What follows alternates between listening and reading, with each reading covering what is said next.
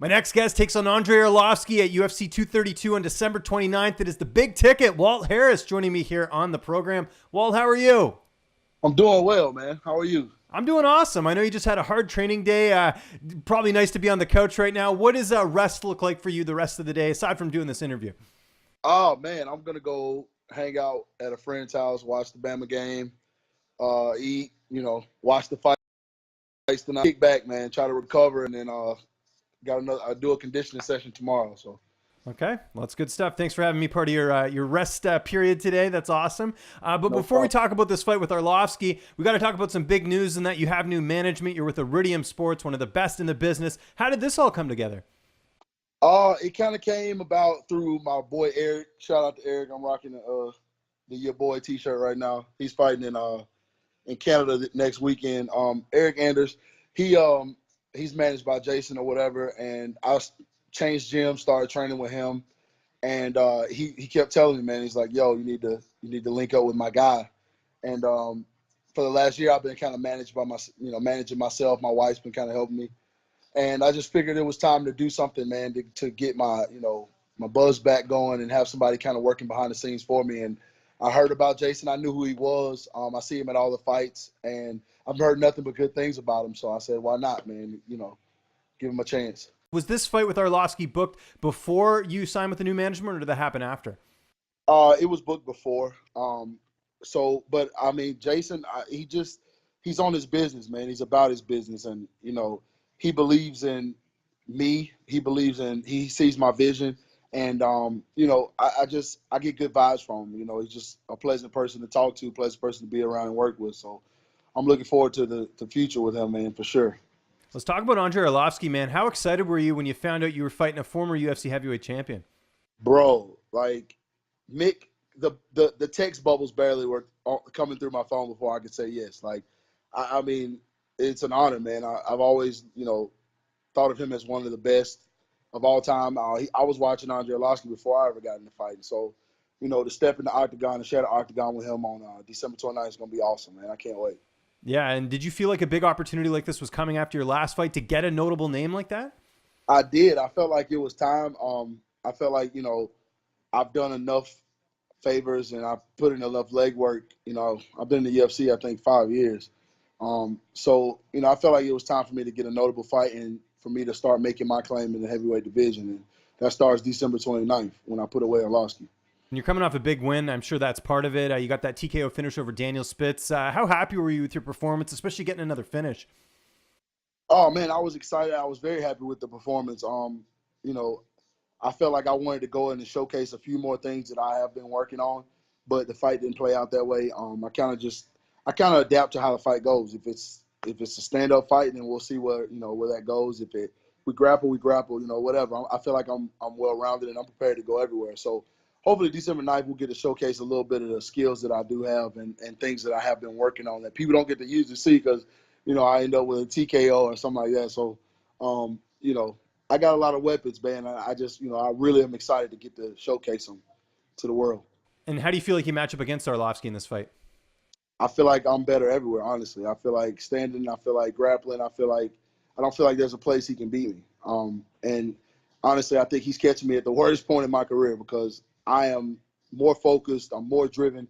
I got new people around me. My headspace is different than it's been since I've been in the UFC. So I think it's going to be something special to see come December 29th for sure.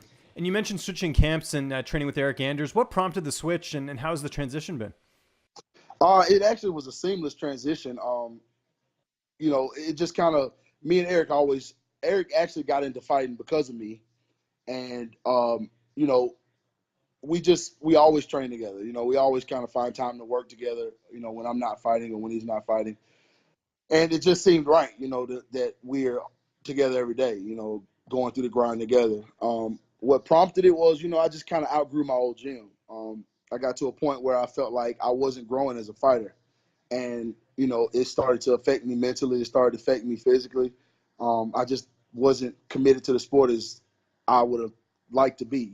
I felt like I was in a good position, coming off a big win, had some good performances, I felt like, over the last couple fights. And I just didn't I wasn't growing, to be honest, to be blunt. I just wasn't growing there, and I just needed to change. I needed to reinvigorate my career, and I feel like that's where we're headed right now. And it's done wonders for me, not just on the mats and, preparing for the fight, but just as a man in general. Who are some of the other bodies you get to work with over there, along with Eric? We got some big guys, man.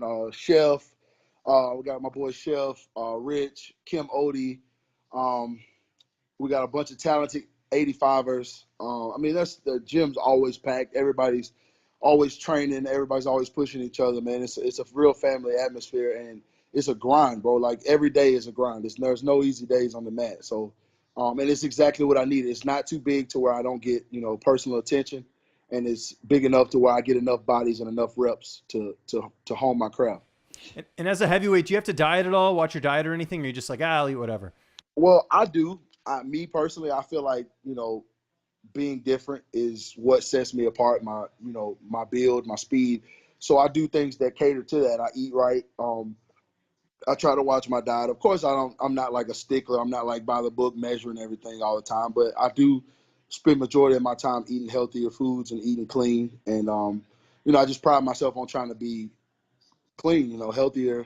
And that's just what it is. I don't buy into that whole, I'm a heavyweight, I can do whatever I want thing. I think that's just a pit. That's an escape to be undisciplined. Yeah, no, I agree with that. Who's going to be in your corner for this fight? It's gonna be Chris Conley, Eric Anders, and my boy Seth Garvin. Excellent. And how do you see this fight playing out on the 29th? Are we going to see another finish in this one? Yeah, I'm putting him away. There's no question. Like I said, I'm more motivated than ever to prove that it's my time in this division, and I think the guys in the division know it. It's just now I got to let the world know it. I think the UFC understands and they know what I'm capable of. So now I just got to go out there and put it all together on December 29th and be me. Don't worry. I'm not even worried about him. I'm worried about, being myself, going out there, hanging loose and having fun.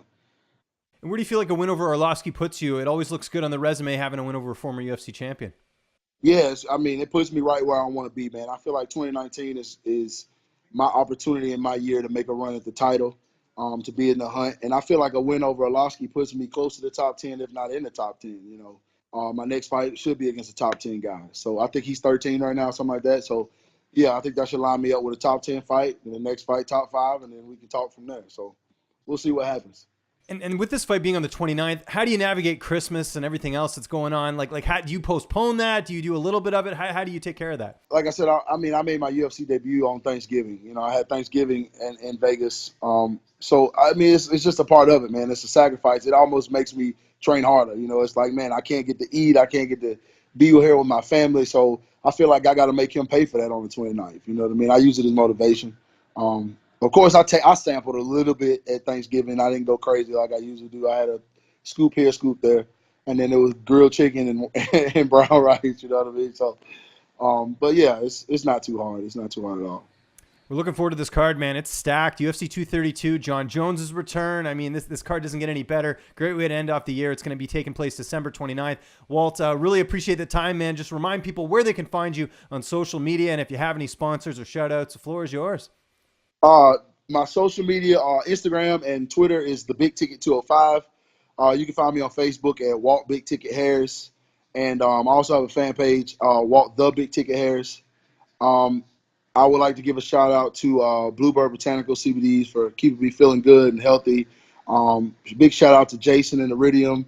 You guys are the best, man. Thank you. All my training partners, my coaches, everybody who's been putting in hard work with me for this camp. Giving me beats, taking beats, man. I really appreciate it. And thank you for having me on, man. I really appreciate it.